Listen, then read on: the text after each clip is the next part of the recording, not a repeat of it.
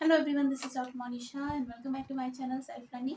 आज हम बात करने वाले हैं 5 थ्योरीज ऑफ काउंसलिंग के बारे में। जैसा कि आप जानते हैं, गाइडेंस एंड काउंसलिंग का हमारा टॉपिक चल रहा है, जिसमें हमने बात करी थी टाइप्स ऑफ गाइडेंस के बारे में, काउंसलिंग के बारे में, और अब बस बच रहा है कि कौन कौन सी ऐसी थ्योरीज होती हैं जो काउंसलिंग के लिए इम्पॉर्टेंट है। तो चलिए स्टार्ट करते हैं आज का सेशन। सभी को गुड इवनिंग, राम राम, नमस्कार, आदाब, सत श्री अकाल, जैसे भी आप कनेक्ट हो सकते हैं। चलिए बात करते हैं। तो फर्स्ट थ्योरी जो है वो है साइको एनालिटिक थ्योरी। मैं आपको पहले बताती हूँ कौन कौन सी थ्योरीज है, उसके बाद फिर हम डिटेल में पढ़ेंगे हर एक थ्योरी के बारे में। तो पहली थ्योरी है वो है साइको एनालिटिक थ्योरी, जिसको सिगमंड फ्राइड ने दिया था। फिर दूसरी थ्योरी आती है बिहेवियरल थ्योरी, या फिर इसको थेरेपी भी कहा जाता है, अप्रोचेस ऑफ काउंसलिंग भी कहा जाता है। ठीक है, थेरेपी भी कभी यूज आए ना थेरेपी वर्ड, तो भी आपको थ्योरी की ही बात करनी है। तो बिहेवियरल थ्योरी है, जैसे इवान पावलोव की कॉन्सेप्ट, जो उनकी क्लासिकल कंडीशनिंग वाला कॉन्सेप्ट था, उसके आधार पर इसे बनाया गया है। साथ ही साथ में जो स्किनर की थ्योरी थी, जितने भी बिहेवियरिस्ट हुए हैं उनकी थ्योरी पर आधारित होती है ये बिहेवियरल थ्योरी ऑफ काउंसलिंग, या फिर कहा जाए बिहेवियरल थेरेपी ऑफ काउंसलिंग। फिर आता है आपका नेक्स्ट आता है कॉग्निटिव थ्योरी, जिसे डॉक्टर एरोन टी बैक ने दिया था।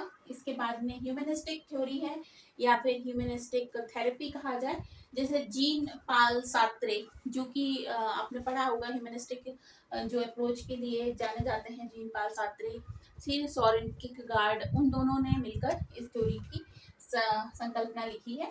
इसके बाद में आता है इंटरैक्टिव थ्योरी, इसी को होलिस्टिक काउंसलिंग भी कहा जाता है ना। ये कुल 5 ऐसी थ्योरीज हैं जो कि इम्पोर्टेंट है, और इनके आधार पर ही काउंसलर्स जो होते हैं वो काउंसलिंग करते हैं। चलिए अब हम एक एक करके सारी ही जो थ्योरीज हैं उनके बारे में पढ़ लेते हैं। तो पहली बात तो ये है कि जो बिहेवियरल थ्योरी फर्स्ट वाली है हमारी साइको एनालिटिक थ्योरी, वो किसने दी थी? सिगमंड फ्राइड ने दी थी। ठीक है, और ऐसा करती हूँ, मैं इसको मिटा ही देती हूँ।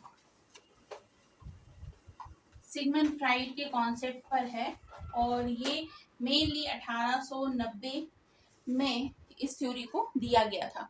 ठीक है, तो ये जो थ्योरी है, पहली वाली जो हमारी थ्योरी है, जिसको कहा जाता है साइको एनालिटिक थ्योरी, जिसको साइको एनालिटिक का मतलब क्या होगा? मनोविश्लेषणात्मक सिद्धांत। ठीक है, अब मनोविश्लेषणात्मक सिद्धांत किसका है? सिगमंड फ्राइड का है। फ्राइड की काफी थ्योरीज हमने पढ़ी हैं, जिसमें सिगमंड फ्राइड ने अलग अलग स्टेजेस बताई हैं, है ना। उसी आधार पर आपकी ये थ्योरी भी काम करती है। ठीक है, तो ये थ्योरी कब दी थी? 1890 में दी थी, सिगमंड फ्राइड ने ही दी थी। और उसके बाद में अब इससे किस तरीके से काउंसलिंग की जाती है? तो क्लोज पार्टनरशिप होता है पेशेंट और थेरेपिस्ट के बीच में, मतलब उनके बीच में आपस में वार्तालाप इस तरीके से होगा, बहुत डीपली क्वेश्चंस पूछे जाएंगे उनसे, बहुत ही इंटीमेट क्वेश्चंस भी पूछे जाएंगे, ताकि जो थेरेपिस्ट है उसको बहुत अच्छे से समझ में आ सके कि पेशेंट जो है उसको किस तरह से प्रॉब्लम है, किस क्षेत्र में उसकी परेशानी है जिसको काउंसलिंग की आवश्यकता है ना। तो क्लोज रिलेशनशिप होता है यहाँ पर, क्लोज पार्टनरशिप होती है पेशेंट और थेरेपिस्ट के बीच में। दूसरी थ्योरी है बिहेवियरल थ्योरी ऑफ काउंसलिंग। ये जो काउंसलिंग की थ्योरी है वो व्यवहारवादी सिद्धांत पर आधारित है, और व्यवहारवादी मनोवैज्ञानिकों के नाम आपको बहुत सारे पता है कि कौन कौन से हैं, जिनमें से इवान पावलोव जो हैं उनका नाम बहुत अच्छे से लिया जाता है। ठीक है, और बीएफ स्किनर जो हैं इनका भी बहुत अच्छे से नाम लिया जाता है व्यवहारवादी में। और पावलोव जो हैं इन्होंने अपना सिद्धांत दिया था क्लासिकल कंडीशनिंग का, और बीएफ स्किनर ने जो दिया था सिद्धांत, उसमें क्या था कि वो ऑपरेंट कंडीशनिंग का सिद्धांत था, जिसके आधार पर उन्होंने क्या किया था कि चूहे का और कबूतर का बिहेवियर चेक किया था, मतलब उनके बिहेवियर में किस तरीके से चेंज आता है जब उन्हें पनिश किया जाता है, या फिर उनको रीइंफोर्समेंट मिलता है, पुनर्बलन जो होता है उसको मिलता है, तो किस तरीके से उनके व्यवहार में परिवर्तन आता है उसको चेक किया था उन्होंने। और उसी आधार पर इस थ्योरी के द्वारा काउंसलिंग की प्रोसेस की जाती है। ठीक है, इसकी जो मेन प्रोसेस है उसका नाम क्या कहा जाता है? Dialectic behavioural theory. इसको इम्पोर्टेंट समझ लीजिएगा, नाम याद कर लीजिएगा, डायलैक्टिक बिहेवियरल थ्योरी, जिसको डीबीटी थ्योरी भी कहा जाता है। ठीक है, अब इसमें किस तरीके से पेशेंट की काउंसलिंग की जाती है? तो देखिए, उनके साथ में बात करके उनके व्यवहार में किस तरीके की प्रॉब्लम है, उनकी व्यवहार की वजह से उनकी जिंदगी में स्ट्रेस है ना, तो इस तरीके से उनकी काउंसलिंग की जाती है ताकि उनका स्ट्रेस दूर हो सके। और माइंडफुलनेस जिस तरीके से ये प्रोसेस होती है, माइंडफुलनेस की एक्टिविटीज कराई जाएंगी, उनको स्ट्रेस आउट करवाना, उनकी फीलिंग को समझना, उनको डिस स्ट्रेस करवाना, मतलब स्ट्रेस अगर है तो उसको खत्म कैसे किया जा सकता है, इसको समझना, और इस तरीके की एक्टिविटी के माध्यम से उनके व्यवहार में परिवर्तन लाया जाता है और इस बिहेवियरल थ्योरी के द्वारा काउंसलिंग की जाती है। ठीक है, अब नेक्स्ट हम देख लेते हैं कौन कौन सी थ्योरीज हैं आपकी। बच रही है काउंसलिंग कॉग्निटिव थ्योरी, इसके बाद में ह्यूमनिस्टिक थ्योरी, और लास्ट में आती है होलिस्टिक थ्योरी। नेक्स्ट थ्योरी है हमारी कॉग्निटिव थ्योरी, जिसको कहा जाता है संज्ञानात्मक सिद्धांत। संज्ञानात्मक के बारे में आप लोग बहुत अच्छे से जानते हैं, जिसमें हम बौद्धिक स्तर पर बातें करते हैं, बौद्धिक स्तर के में चीजों को सही करना या उसके बारे में समझने की कोशिश करते हैं। तो संज्ञान की जब कभी बात कही जाती है तो किसके बारे में बात की जाएगी, बौद्धिक स्तर के लिए बात की जाएगी। तो कॉग्निटिव थ्योरी ऑफ काउंसलिंग के बारे में बात करें तो ये काउंसलिंग की theory doctor Aaron T back ने दी थी। ठीक है, इनको फादर ऑफ कॉग्निटिव काउंसलिंग भी कहा जाता है। अगर क्वेश्चन आता है फादर ऑफ कॉग्निटिव काउंसलिंग कौन है, तो आपको याद रखना है डॉक्टर एरॉन टी बैक, है ना, इनका नाम कॉग्निटिव काउंसलिंग में लिया जाता है। साथ ही साथ में cognitive behavioural theory, CBT theory, इसको भी आपको याद रखना है, सीबीटी थेरेपी। ठीक है,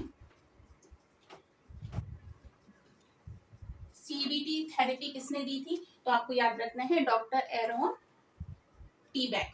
ठीक है, अब इसमें किस तरीके से सॉल्व किया जाता है प्रॉब्लम को, मेंटल इलनेस। अब सपोज करते हैं किसी व्यक्ति को मेंटल इलनेस की प्रॉब्लम है, मतलब वो शारीरिक रूप से पूर्णतः स्वस्थ है लेकिन उसके दिमागी तौर पर उसको परेशानियां हैं, वो बीमार है दिमागी तौर पे, उसको एंजाइटी इश्यूज हो रहे हैं, उसकी पर्सनालिटी में प्रॉब्लम हो रही है, पर्सनालिटी डिसऑर्डर्स हो रहे हैं, उसको ईटिंग डिसऑर्डर्स हो रहे हैं, मतलब या तो कई लोग होते हैं लगातार खाना खाना शुरू कर देते हैं या खाना खाना बंद कर देते हैं। ठीक है, ईटिंग डिसऑर्डर होते हैं, ईटिंग सब्सटेंस होते हैं, एब्यूज डिसऑर्डर्स भी होते हैं, गाली देने की आदत होती है कई लोगों की। तो वो सारी चीजें कैसे सुधारी जा सकती हैं, इसके बारे में बात की जाती है कॉग्निटिव थेरेपी में या कॉग्निटिव थ्योरी में, काउंसलिंग की, है ना। तो डॉक्टर्स जो होते हैं या थेरेपिस्ट जो होते हैं वो संज्ञान के स्तर पर, मतलब उनके बौद्धिक स्तर पर उनकी प्रॉब्लम को सॉल्व करने की कोशिश करते हैं। नेक्स्ट आता है होलिस्टिक या फिर इंटरैक्टिव थ्योरी, है ना, holistic and interactive theory. Holistic का मतलब मैंने बताया था समग्र, मतलब हर तरह से सभी को एक साथ में ले लिया जाए तो वहां पर होलिस्टिक अप्रोच कहलाता है। तो होलिस्टिक थ्योरी में इंटरैक्टिव मतलब आपस में एक दूसरे से इंटरैक्ट करना और उस तरह से काउंसलिंग करना, तो इसको कहा जाता है interactive theory based on individual needs.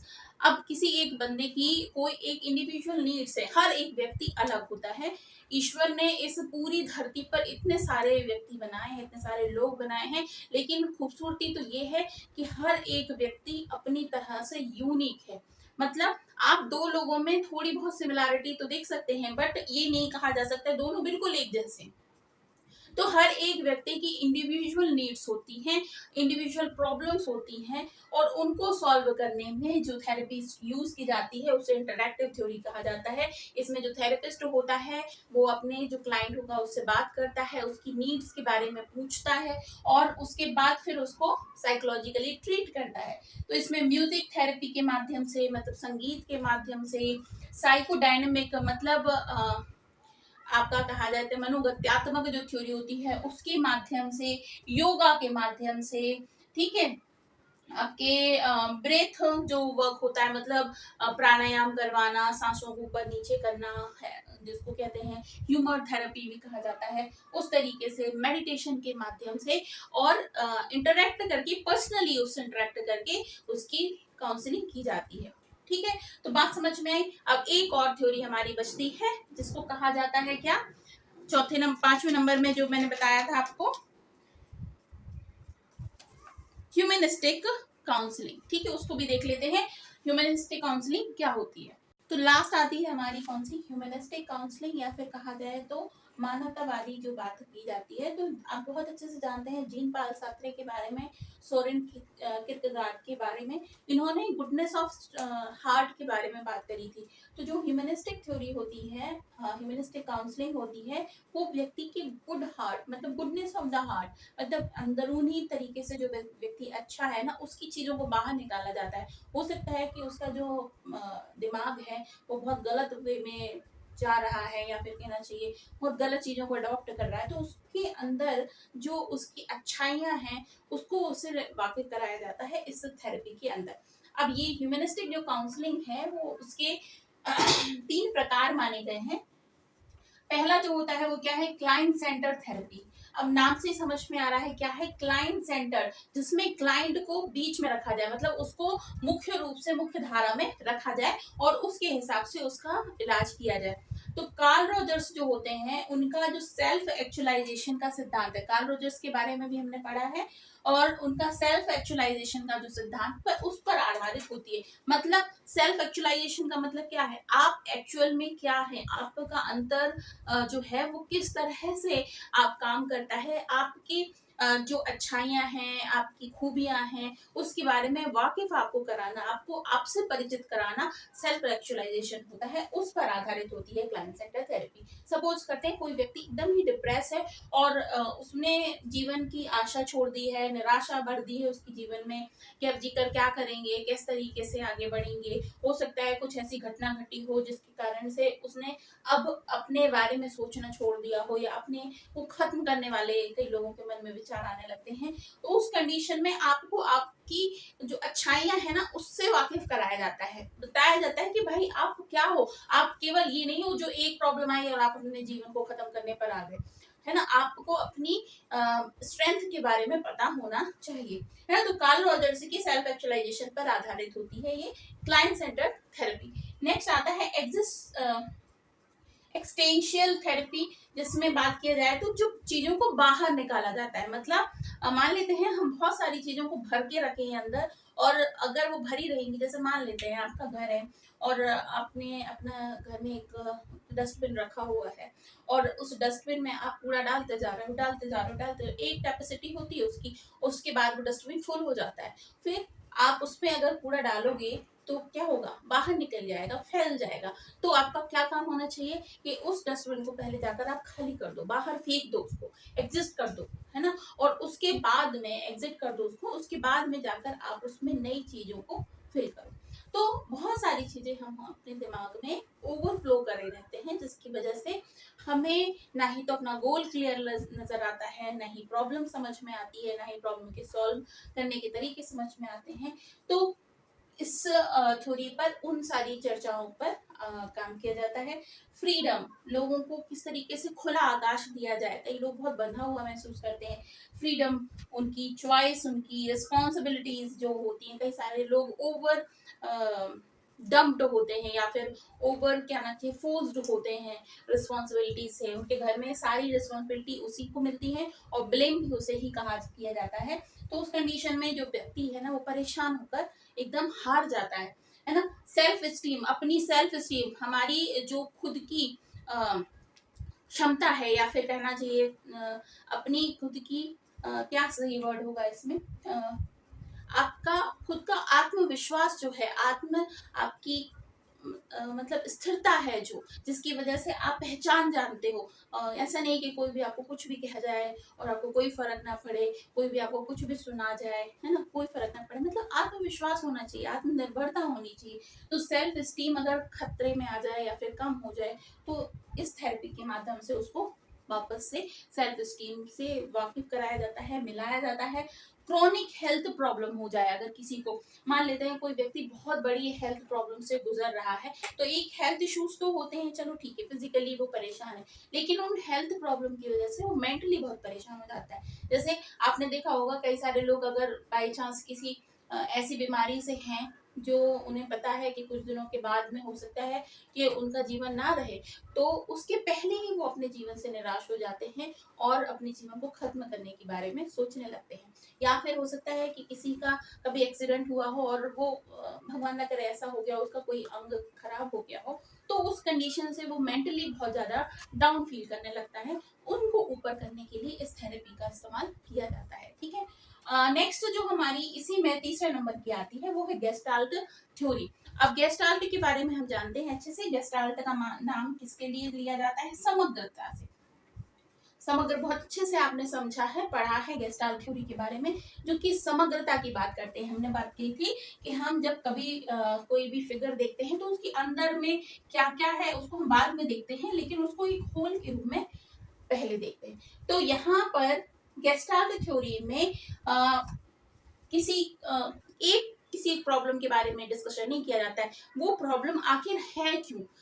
Family background के कारण प्रॉब्लम है, या फिर उसकी जो इन्वायरमेंटल जो कंडीशन है उसकी वजह से प्रॉब्लम है, उनकी हेरिडिटी की वजह से प्रॉब्लम, मतलब होल के रूप में उस प्रॉब्लम को देखा जाता है, फिर उसको सॉल्व किया जाता है। मतलब सपोज करते हैं कि कोई एक बच्चा है, जैसे कि एक मूवी में था ना तारे जमीन की में, जो बच्चा है वो एक डिसीज से गुजर रहा था, लेकिन उसकी फैमिली जो है वो उसको समझ ही नहीं रही थी। तो प्रॉब्लम कहाँ पर था? फैमिली में था। तो यहाँ पर फैमिली थेरेपी दी जाती है, मतलब एक अकेले व्यक्ति को थेरेपी नहीं दी जाएगी, पूरे कंप्लीट फैमिली को दी जाएगी, ताकि माहौल सुधरे, और माहौल सुधरने के बाद वो एक व्यक्ति जो है जिसको काउंसलिंग की आवश्यकता है उसकी काउंसलिंग अच्छे से की जा सके, उसको सुधारा जा सके। जैसा कि मैंने आपको बताया कि काउंसलिंग जो है वो केवल हेल्थ इश्यूज के लिए नहीं की जाती है, केवल आपके एजुकेशन के इश्यूज के लिए नहीं की जाती है, बल्कि हर एक प्रॉब्लम के लिए काउंसलिंग की जाती है। जैसे आपका कॉर्पोरेट वर्ल्ड में आप किस तरह से काम करेंगे, आप करियर कौन सा चुनने वाले हैं, आप अपने एजुकेशन की लाइन कौन सी चुनेंगे, आपकी हेल्थ इश्यूज हैं वो क्या है, अगर आपको किसी तरह से आपकी रिलेशनशिप में प्रॉब्लम आ रही है तब आप किस तरह से आगे बढ़ें, और किस तरीके से आगे बढ़े, किस तरीके से चीजों को हाथ में रखे रहें, या किस तरह से चीजों को छोड़ दें। कई बार छोड़ना भी बहुत इंपॉर्टेंट हो जाता है, क्योंकि चीजें आपके साथ में रहेंगी तो आप उससे परेशान रहेंगे। तो जब इतना टॉक्सिस हो जाए, मतलब कहना चाहिए जहर हो जाए कहना चाहिए, तो उसके बाद उसको छोड़ने की भी बहुत आवश्यकता होती है। तो कब छोड़ने की कंडीशन के लिए काउंसलिंग करनी है उसकी भी आवश्यकता होती है। तो बहुत सारे ऐसे इश्यूज होते हैं जिसके लिए काउंसलिंग की जाती है। और ये जो 5 थ्योरीज मैंने आपको बताई हैं, ये इंपॉर्टेंट थ्योरीज हैं जिनके आधार पर काउंसलिंग को बढ़ाया जाता है आगे। ठीक है, तो आई होप कि आपको ये सेशन जो है वो इंफॉर्मेटिव लगा होगा, आपके लिए आवश्यक लगा होगा। आप अगर एजुकेशन से नेट की तैयारी कर रहे हैं और अगर इंफॉर्मेटिव लगा हो और ठीक ठाक लगा हो तो लाइक जरूर करना और शेयर जरूर करना अपने फ्रेंड्स के साथ में। इसके बाद हम करेंगे थोड़ा सा रिवीजन करेंगे काउंसलिंग का, गाइडेंस एंड काउंसलिंग का, और कुछ क्वेश्चंस करेंगे ताकि आप बहुत अच्छे से इसको मेमोराइज कर पाए और इससे संबंधित जो प्रश्न हो उनको आप सॉल्व कर पाए। ठीक है, तो इस सेशन को यहीं फिनिश करते हैं, कल फिर मिलते हैं, तब तक के लिए अपना बहुत ख्याल रखिए। Bye bye.